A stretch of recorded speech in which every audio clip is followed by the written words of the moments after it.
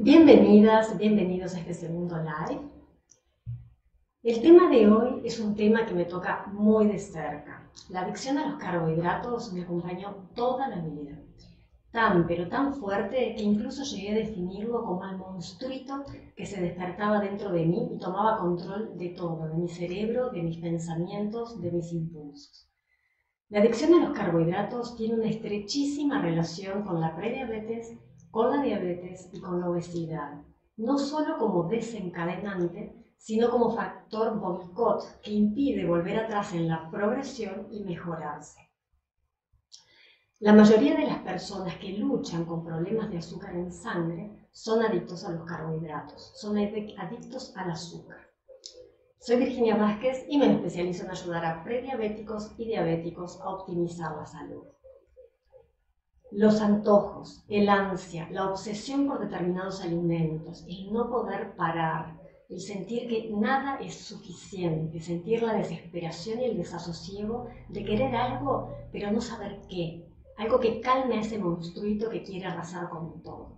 Y luego la culpa, la desesperación, la angustia. ¿Alguna vez se despertaron de mañana diciendo, hoy sí, hoy mi alimentación va a ser súper sana? Hoy mismo empiezo, y con el correr de las horas, el ansia es tan grande que sucumben. Y como ya comieron algo que no debían, llega la sensación de que está todo perdido y dicen, bueno, mañana sí, mañana mismo empiezo. Así que hoy aprovecho para comerme todo y ahí viene un profundo descontrol, porque como nunca más voy a comer todo eso que me gusta, aprovecho ahora. Incluso hasta comieron a escondidas o escondieron alimentos. Seguramente también muchos habrán intentado controlar la adicción con medicación o visitaron nutricionistas o clínicas de dieta o grupos de apoyo o leyeron 1000 libros, intentaron comer poco y varias veces al día, intentaron la restricción calórica, el comer de todo pero con moderación, incluso usaron diuréticos, laxantes, ejercicio excesivo para poder sacarse de arriba todo lo que comieron en exceso. O también hicieron diversas terapias, desde hipnosis hasta psicoterapia. Y seguramente gracias a las diversas terapias lograron resolver muchos temas difíciles que solo de repente no podían hacerlo. Pero controlar la alimentación no fue uno de ellos. En algún momento el monstruito resurgió y a veces pareciera que con más fuerza que antes. Pero ¿por qué nada de esto funcionó? ¿Por qué? Si incluso conocemos personas a las que alguno de estos métodos les funcionó bárbaro, les fue efectivo para bajar de peso comiendo todo con moderación, o hicieron terapia y resolvieron un flor de tema que al solucionarlo terminaron de comer con voracidad. El por qué, la gran diferencia es que la causa de que se despierte ese monstruito es la adicción. Y la adicción va por un camino totalmente diferente. Para el común de la gente es muy claro el ejemplo de un alcohólico o alguien que consume drogas. Eventualmente hace su tratamiento, logra dejar de consumir, pero para no volver al mismo ciclo de consumo necesita nunca más beber ni una gota de alcohol o de utilizar droga. Y esto todo el mundo lo tiene claro, desde el mundo médico hasta la gente común. Y aunque hay millones de personas que toman alcohol y no son alcohólicas, no se les ocurre decirle a un alcohólico, vení, tomate una copita, ¿qué te va a hacer? Mañana empezás. O decirle, lo que pasa es que no tenés voluntad. Es muy fácil, hace como yo, toma pero con moderación y listo. Con la adicción a la comida, por alguna razón, las personas que no tienen adicción a ningún tipo de alimento, incluso aquellos que engordaron pero comiendo con moderación adelgazaron, o aquellos que eventualmente se comen todo en una fiesta, pero es solo muy puntual y eventual, esas personas no logran comprender que para otras sí existen alimentos que actúan en el cerebro como verdaderas drogas. Alimentos que disparan una adicción que incluso puede llegar a ser más fuerte que la cocaína para un cocainómano.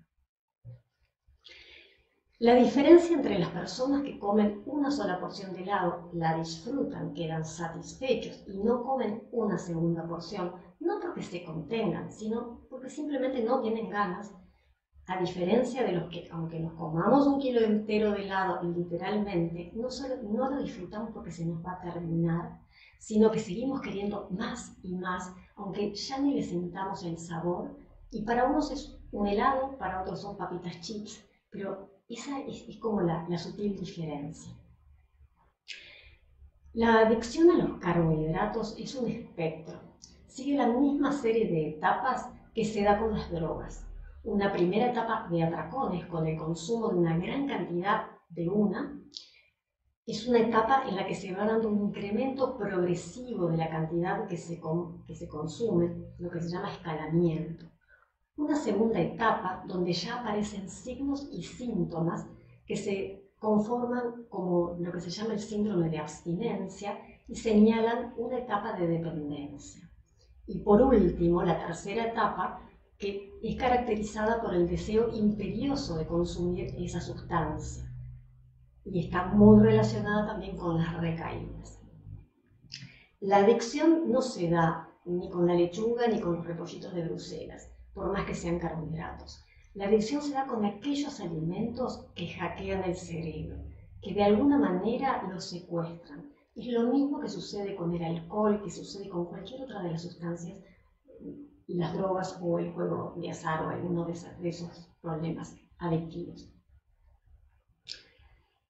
En muchos de los videos he hablado sobre la relación entre la respuesta hormonal y el consumo de carbohidratos en la progresión de la prediabetes y de la diabetes, en lo que tiene que ver con la hiperinsulinemia, con la resistencia a la insulina como causa raíz de las mismas, y la importancia de trabajar desde allí para lograr tener éxito en la mejora de esas patologías.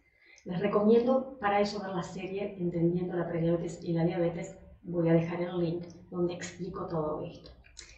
Pero en este encuentro estoy hablando de otro mecanismo diferente, porque para muchos existe una dinámica aún más poderosa que esos impulsos hormonales primarios, y es nuestra adicción neuroquímica a los alimentos. Esto hace que aquellas personas que venían fantástico con un cambio de alimentación, si algún día justo comen algo a lo que sí son adictos, empiezan una espiral descendente de la que no pueden salir. Así que vamos ahora a ese mecanismo de nuestro cerebro, a cómo es que nuestro cerebro es de alguna manera secuestrado o hackeado por determinados alimentos. Hay dos factores que tenemos que tener en cuenta. Por un lado, como resultado de nuestra biología, estamos motivados para cumplir tareas esenciales de supervivencia, como comer, procrear y dormir. No solo para sobrevivir nosotros, sino también para asegurar que la especie humana sobreviva. ¿Cómo nuestro cuerpo hace esto? A través de recompensarnos cuando hacemos cualquiera de estas actividades, generándonos disfrute, felicidad y placer. Si no, nadie ni comería, ni tendría sexo, ni dormiría. ¿Y quién se encarga de esto? Que es la parte más primitiva e instintiva del cerebro, el sistema límbico. Y aquí les voy a mostrar una figura del sistema límbico para que vean dónde se ubica. Es como la intersección de estas dos líneas. El sistema límbico dirige, además de nuestros estados de ánimo y nuestras motivaciones, dirige los comportamientos instintivos hacia las funciones que aseguran esa supervivencia. ¿De qué manera? Secretando determinados neuroquímicos específicos, la serotonina, la dopamina y la endorfina. Y acá les voy a poner una figura para que tengan una idea de los tres neurotransmisores. La serotonina es el neurotransmisor del bienestar. Nos hace sentir tranquilos, relajados, seguros, satisfechos, contentos, con mayor autoestima, con concentración, agradecidos. La necesitamos para dormir. Es el neuroquímico que produce una sensación cálida de que tenemos todo lo que queremos y necesitamos. La dopamina nos brinda un subidón natural y excitado. Es esa sensación asociada con la expectativa, del placer, de la curiosidad. La dopamina es la encargada de provocar esas maripositas que nos aparecen en la barriga cuando tenemos la primera cita. o lo que sentimos cuando logramos cumplir un objetivo que hace tiempo veníamos buscando. Es la novelería de comprar cosas nuevas, incluso las gratificaciones instantáneas como las redes sociales, que también aumentan la dopamina. Es la que lleva a hacer a las personas deportes extremos, por ejemplo. Nos estimula a conocer nuevas personas, a encontrar nuevos trabajos y en general a buscar nuevas experiencias en la vida. Es el neuroquímico que nos entusiasma cuando sentimos anticipación. Y el tercero son las endorfinas, que son los analgésicos naturales. Son las que alivian el dolor mental o físico.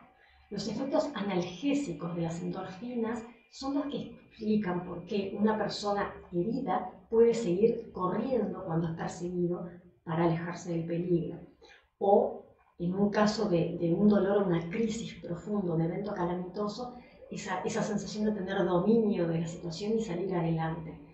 Por supuesto que más tarde, cuando ya disminuyen las endorfinas, ahí sí se manifiesta todo ese dolor emocional y físico. Las recompensas que proporcionan estos neuroquímicos son esenciales para la supervivencia.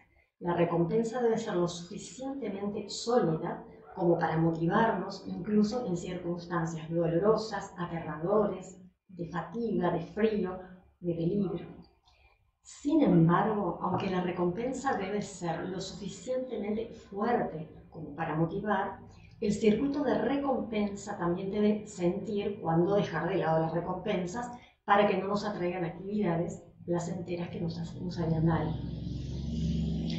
Logramos serenidad cuando encontramos un equilibrio ideal entre los tres neuroquímicos.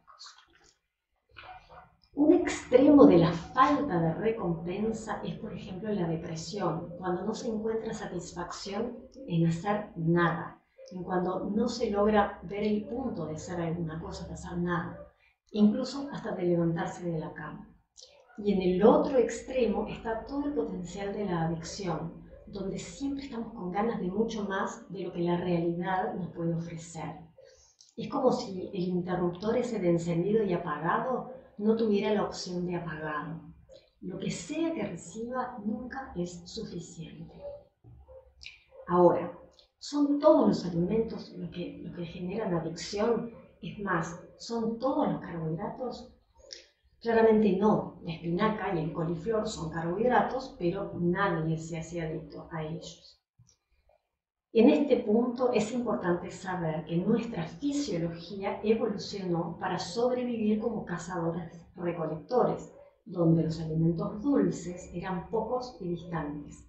Las frutas, los tubérculos silvestres eran mucho menos dulces de los que compramos ahora en el supermercado y no eran nada fáciles de conseguir.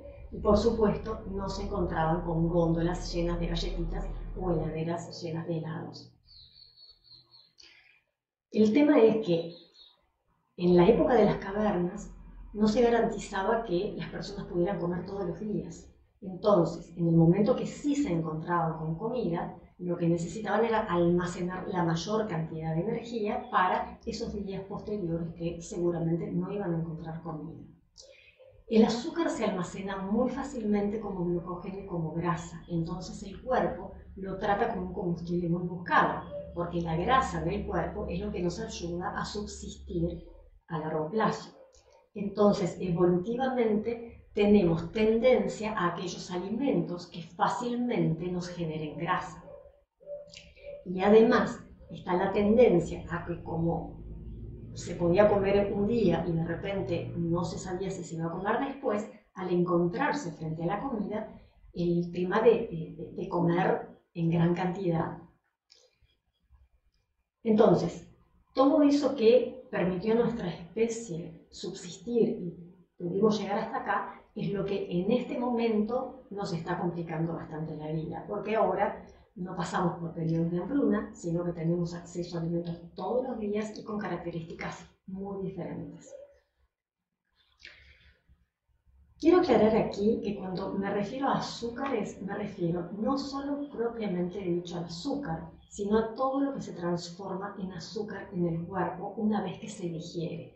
Las harinas, los cereales, todos los productos procesados ricos, las galletitas, los postres, las tortas, los helados, aun cuando los productos sean salados, como las papitas chips, los doritos, los bizcochos, el pan, la pizza.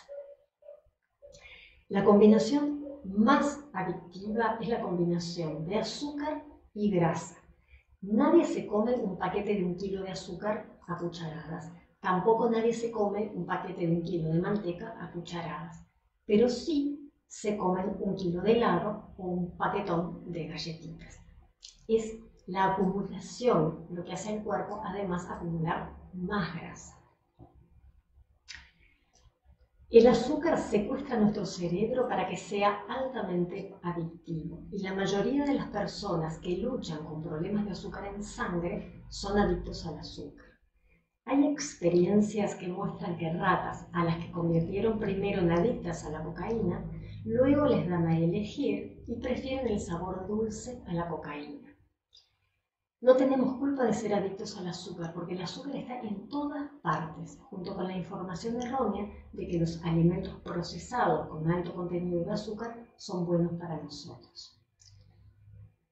El cerebro humano maneja el azúcar como cualquier otra cosa que nos ayuda a sobrevivir mejor, liberando los neurotransmisores que les conté que nos hacían sentir bien. Un pico de azúcar le proporciona al cerebro la serotonina que lo consume y lo calma, la dopamina que le da el profundo placer y lo recompensa, los opioides que lo hacen feliz y anestesian el dolor. Sin embargo, los efectos son de corta duración, por 2 razones: por el bajón de azúcar en sangre que viene después y por el bajón en los neurotransmisores. Esto nos lleva a consumir más y más azúcares. En la siguiente figura les voy a mostrar de qué manera el azúcar marca todos los casilleros de una sustancia adictiva. Incapacidad para detener el consumo, lo que provoca atracones. El azúcar, especialmente la fructosa, suprime nuestro centro de control del apetito. Dependencia de la sustancia para sentirse bien. Muchas personas usan el azúcar para controlar el estrés e incluso para lidiar con su infelicidad. Para las personas susceptibles, el azúcar puede contribuir con los trastornos del estado de ánimo. El uso continuo, a pesar de las consecuencias perjudiciales. Los diabéticos saben lo que deben comer y lo que no, pero no es que no sigan las recomendaciones porque no tienen voluntad. No pueden seguirlas por la adicción al azúcar, que se entremezcla con la alimentación emocional y con los picos de insulina. Desarrollando tolerancia, necesitando más para alcanzar el mismo nivel de placer. Los síntomas de abstinencia, cuando no se usa la sustancia. La abstinencia de azúcar puede causar cambios de humor y de ansiedad, que se alivian de consumir más azúcar. Y también la sensibilización cruzada. Las personas que son adictas a otras cosas tienen más probabilidades de ser adictas al azúcar. ¿Cómo se relaciona el azúcar, los carbohidratos en general, con los neurotransmisores, con la serotonina, la dopamina y la endorfina? Los carbohidratos aumentan la serotonina. Recuerden que la serotonina es el neurotransmisor del estado de ánimo. Si la serotonina y sus receptores no funcionan bien, viene el mal humor, viene la depresión, la ansiedad, la angustia, la irritabilidad y la tristeza. Muchos antidepresivos lo que hacen es aumentar la serotonina. Los que buscan sentirse calmados, seguros, tienden a elegir los alimentos cremosos, los alimentos blandos, como los helados, la leche tibia, la pasta, las papas, las bananas, que producen una explosión de serotonina. La serotonina se sintetiza a partir del triptofano, y el triptofano, para poder ingresar al cerebro, tiene que competir con otros aminoácidos como la leucina, la valina y la isoleucina. Los carbohidratos que aumentan la insulina hacen que los músculos absorban esos aminoácidos que compiten con el triptofano, permitiendo que el triptofano pueda ingresar al cerebro. Esto puede aumentar la serotonina del cerebro, por lo que la comida rica en carbohidratos relaja e incluso da sueño. Por el contrario, si somos resistentes a la insulina, los músculos no van a absorber esos aminoácidos competidores. Entonces baja la cantidad de triptofano disponible para el cerebro. Esto hace entonces que baje la serotonina del cerebro y vengan los antojos por carbohidratos. Hay estudios que muestran que apoyar la función de la serotonina con suplementos de 5-HTP, que es triptofano, reduce los antojos de azúcar e incluso ayuda también en la pérdida de peso. En el caso de las mujeres, el estrógeno aumenta la serotonina y los receptores de serotonina en el cerebro.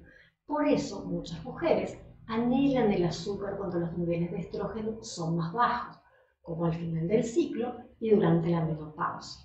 Seguramente habrán notado que en esos momentos la ansia por carbohidratos aumenta exponencialmente. En el caso de la dopamina, el azúcar aumenta la recompensa de dopamina, esa que nos da el golpe de placer, la excitación, la novellería. Aquí están los que le dan preferencia a las comidas más como duras, más crujientes, comidas con alto contenido de azúcar y almidón blanco. El problema surge cuando el azúcar, junto con el estilo de vida moderno, inunda constantemente toda la región de recompensa de nuestro cerebro con dopamina. El exceso de dopamina nos genera eso de que quiero algo, lo quiero ya, pero no sé qué es lo que quiero. Los comportamientos intensos provocan gratificación o anticipación excesiva, como ir de compras, como los juegos por internet, como los deportes extremos. Y las redes sociales y otras gratificaciones instantáneas también aumentan la dopamina y pueden ser adictivas. Y es así como las células pueden ser resistentes a la insulina por tener demasiada insulina y durante demasiado tiempo, y también la región de recompensa del cerebro puede volverse resistente a la dopamina.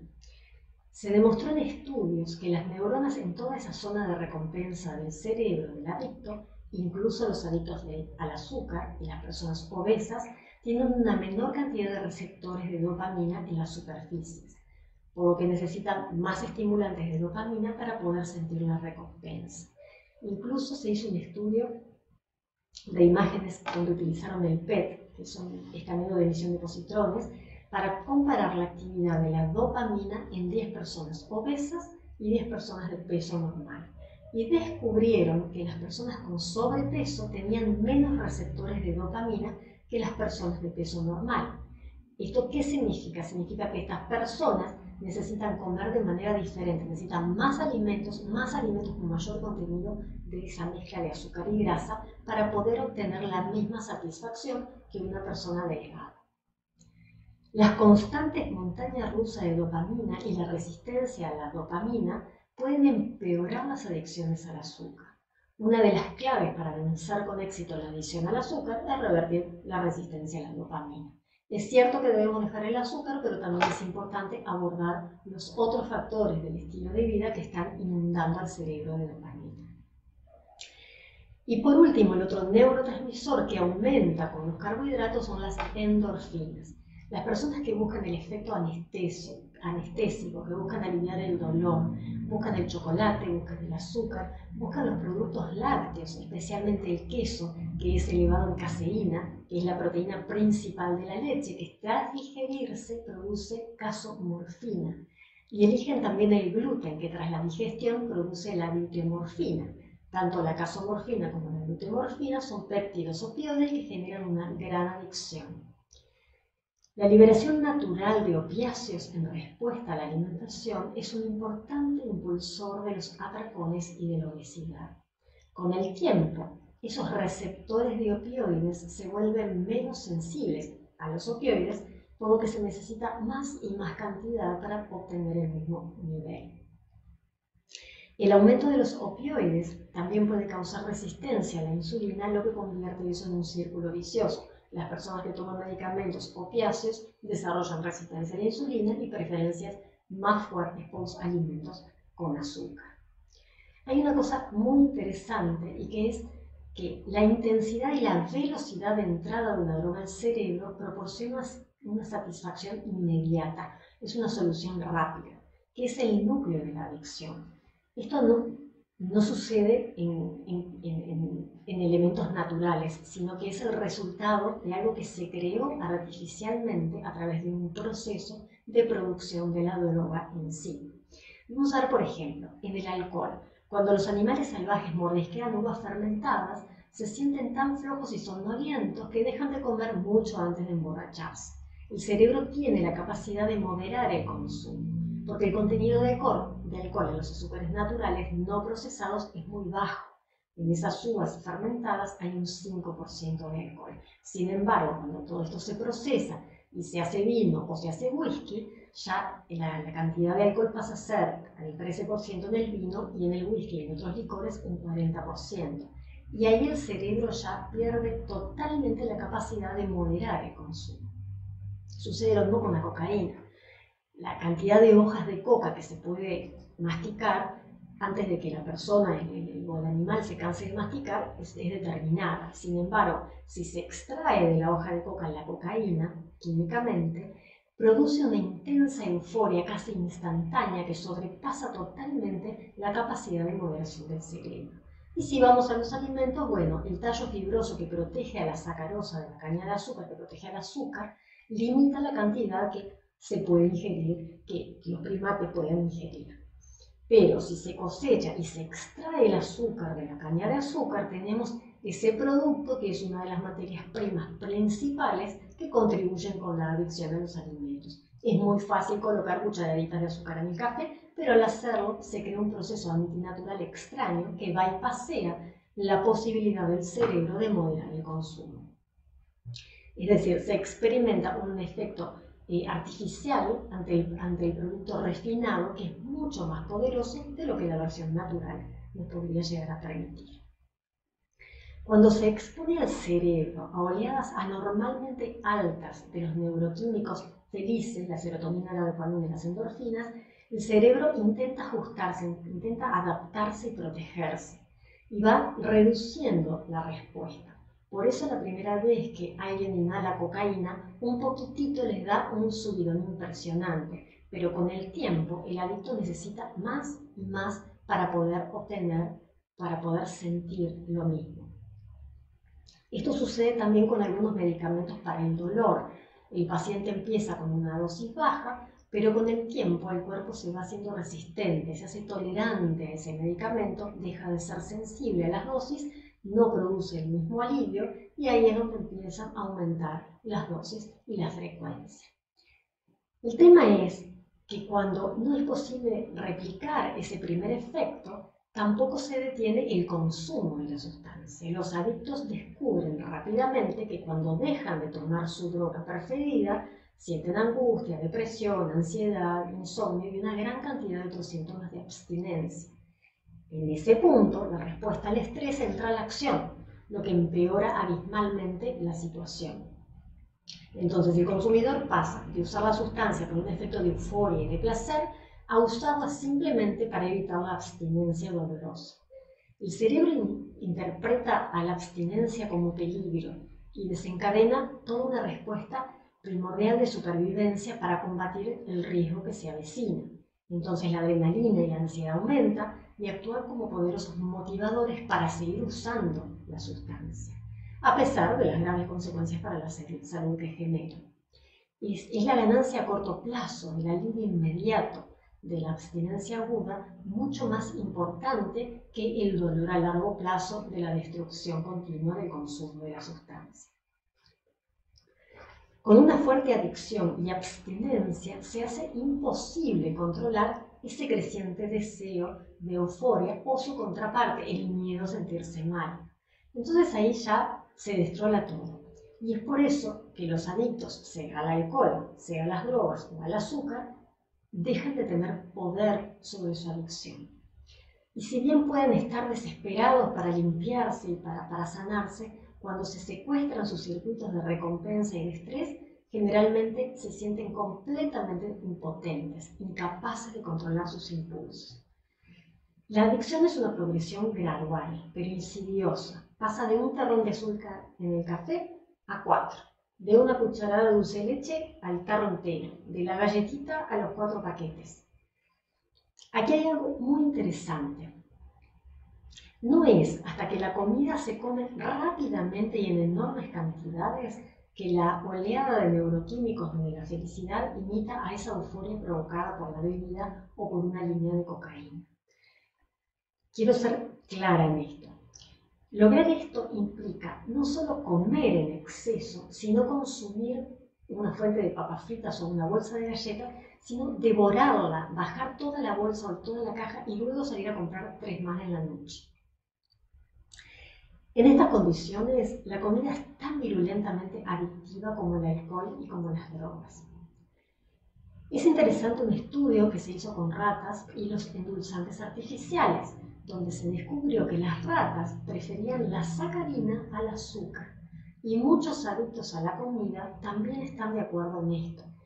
Descubrieron que recién cuando dejan de tomar refrescos dietéticos, las ansias de azúcar disminuyen. Los antojos de comida incluso pueden desencadenarse solo por la cantidad. Grandes cantidades de alimentos, incluso de alimentos saludables, puede abrumar la regulación hormonal del cuerpo y las señales de saciedad. Entonces, cuanto más comemos, paradójicamente, más queremos. ¿Y cuáles son los más adictivos? En el 2015, investigadores de la Universidad de Michigan y del Centro de Investigación de Obesidad de Nueva York concluyeron que los alimentos procesados que combinan carbohidratos con alto índice glucémico con grasa son los más asociados a la adicción a los alimentos. Y aquí les voy a dejar otra figura para que vean cuáles son los más adictivos.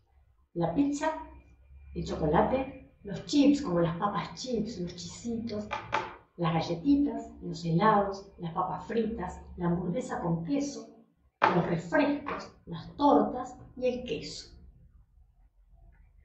Entonces, resumiendo lo que vimos hasta acá, la adicción al azúcar altera la señalización de la dopamina, de la serotonina y de los opioides en el cerebro. Y el estilo de vida moderno de gratificación instantánea empeoran esa adicción al azúcar. Y ahora que más o menos tienen una idea de que la adicción a la comida existe y es una cosa seria, seguramente deben querer saber qué hacer con todo esto. La buena noticia es que revertir las adicciones a los azúcares es bien simple. Pero que sea simple no quiere decir que sea fácil, porque los síntomas de abstinencia pueden ser realmente terribles. La clave del éxito a largo plazo es un enfoque integral y trabajar a favor de nuestra fisiología en lugar de hacerlo en contra. Podemos experimentar cambios de humor, ansias de azúcar, ansiedad a medida que nuestro cerebro se adapta al nuevo estado normal sin azúcar. Y afortunadamente, si se hace bien y con compromiso, los síntomas se pueden minimizar y nuestro cerebro se va reequilibrando rápidamente. ¿Cuáles son estas estrategias a integrar? La más obvia es no consumir la sustancia que nos dispara la adicción. Abstinencia. Esta es la estrategia 100% más exitosa. Los que además somos adictos desde niños, que tenemos una genética en contra con padres y abuelos dietéticos, donde además abusamos de los carbohidratos de una manera absurda. Necesitamos tratarlos de la misma manera que el alcohólico trata el alcohol, que el drogadicto trata a la droga. Necesitamos abstenernos de esa sustancia que es una verdadera droga para nosotros.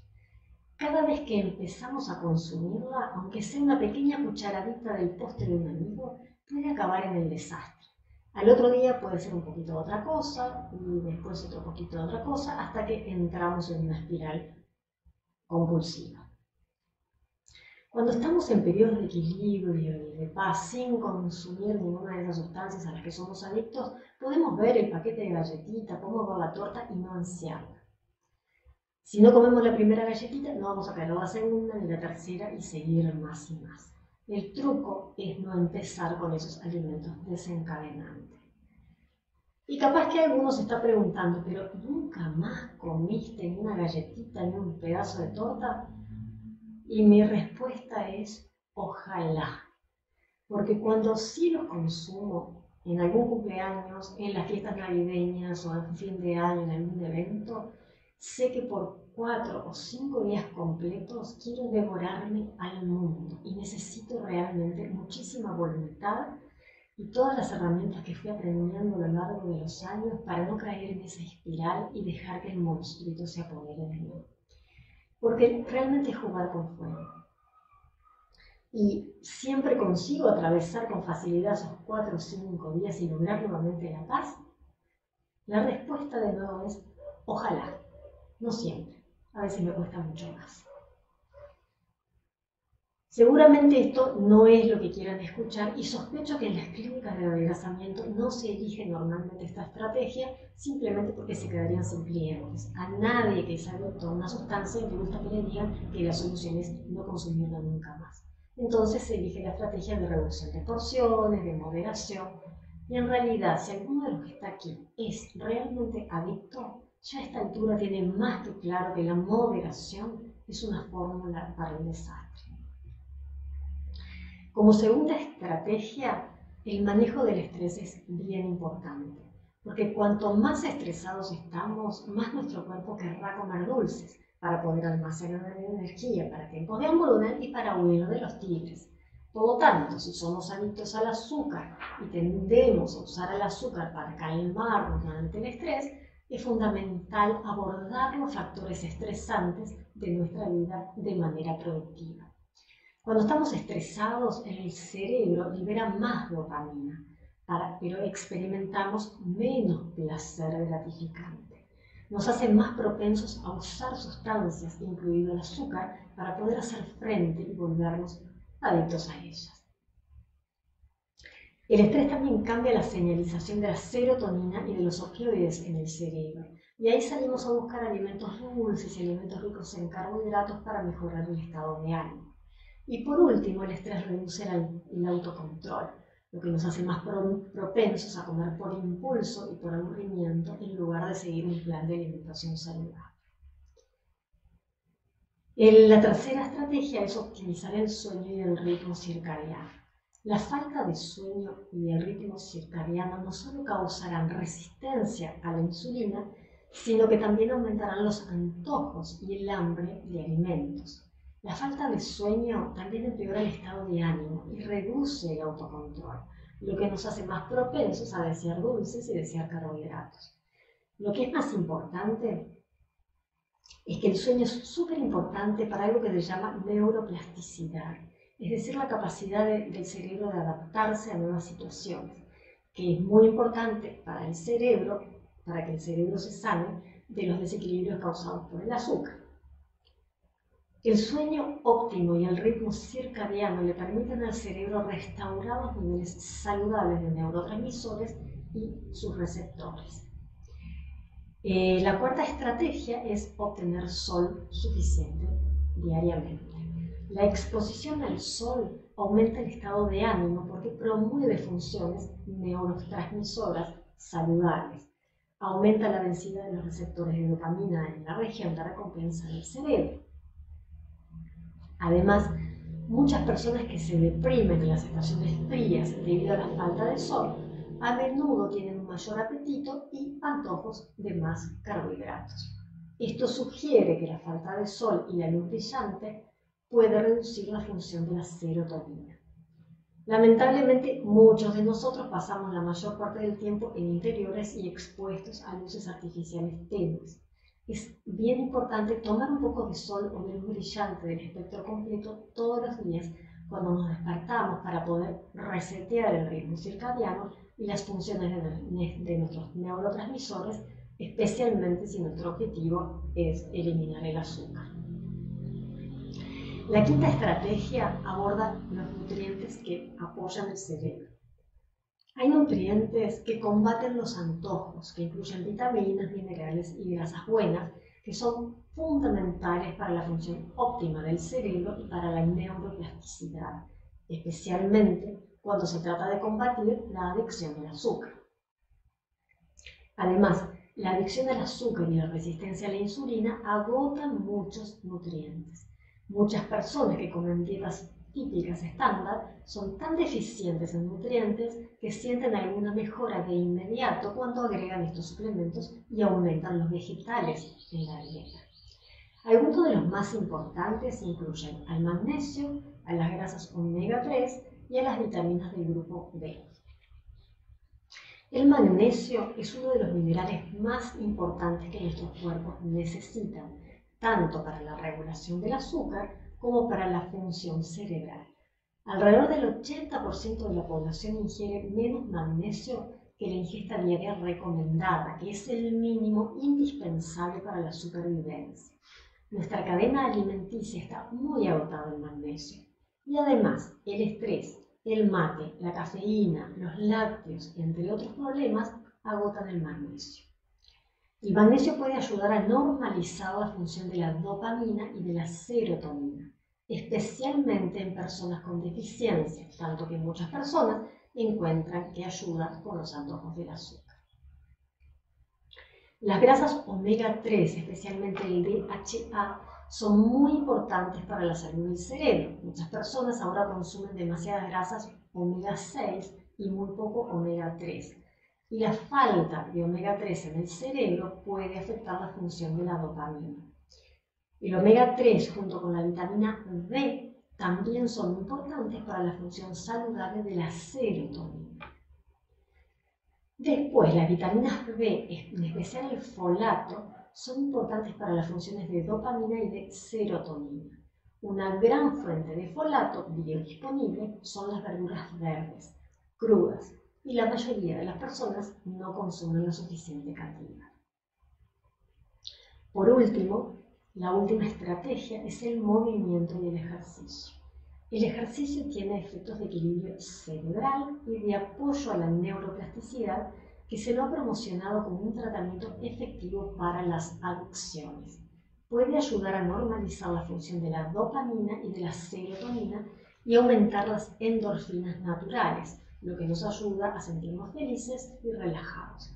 Y ni siquiera necesitamos hacer demasiado ejercicio, incluso 15 minutos de una caminata rápida pueden combatir los antojos de azúcar y reducir la necesidad de comer. Si puede ayudar con la adicción a la cocaína, definitivamente puede ayudar con la adicción al azúcar. El entrenamiento por intervalos cortos e intensos son excelentes porque proporcionan todos los beneficios del ejercicio en poquitos minutos sin aumentar las hormonas del estrés. En la siguiente figura comparto el resumen de las estrategias a implementar. No consumir la sustancia disparadora de la adicción. Manejo del estrés. Optimizar el sueño y el ritmo circadiano. Obtener suficiente sol diariamente. Incluir nutrientes que apoyen al cerebro y el ejercicio. Y hay algo que no comenté, hasta ahora lo puse entre las estrategias, pero muchos adictos necesitan de una comunidad y de un apoyo de la comunidad. Apoyo de grupo. Y bueno, con esto ya vamos llegando al final de este vivo de esta semana. Y bueno, si hay alguna pregunta o incluso si hay alguna sugerencia para próximos contenidos, me las pueden ir dejando en los comentarios, así puedo ir armando lo que va a venir para la próxima semana. Les agradezco muchísimo que hayan llegado hasta aquí y bueno, si les gustó el contenido, suscríbanse al canal. Si tocan una campanita que aparece ahí, cada vez que saque un video nuevo, se van a enterar enseguida. Así que muchas gracias y nos vemos la semana que viene.